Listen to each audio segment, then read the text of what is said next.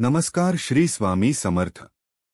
बसप्पा नावाचा अनन्य भक्त स्वामींची अनन्य सेवा करत असत। जिथे जिथे स्वामी तिथे तिथे बसप्पा।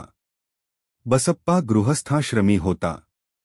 घरातील परिस्थिती नाजूक होती, पण स्वामी भक्तीचे त्याला इतके वेड लागले की त्याचे घराकडे लक्षच नव्हते। स्वामी सहवासात भरपूर ज्ञान स्वामींनी बसप्पाला दिले। त्याने पुन्हा प्रपंचात लक्ष द्यावे आणि स्थिर व्हावे हे स्वामींच्या मनात यायला लागले।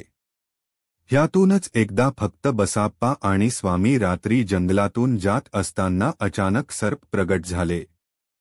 हे सर्व बघून बसप्पा घाबरला। तेव्हा स्वामी त्याला बोलले, अरे भीतोस कशाला, तुझे भाग्य उजळले, तुझी इच्छा पूर्ण होईपर्यंत हवे तितके घे।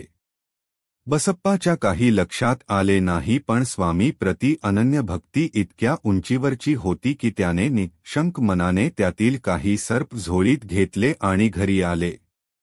घरी आल्यानंतर जेव्हा बसप्पाने झोळी बघितली तेव्हा त्या सर्पाचे सोने झालेले बघितले आणि आश्चर्याने स्वामी नामात नाचू लागला। बोध स्वामी भक्तीत राहिल्याने, स्वामींवर अतूट विश्वास ठेवल्याने स्वामी सापाचे, संकटांचे सोने कृपा करतात हा ह्या लीलेतून स्वामींचा संदेश होता।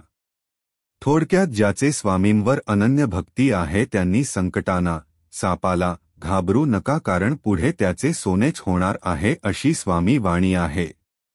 धन्यवाद स्वामी। कोटी कोटी धन्यवाद।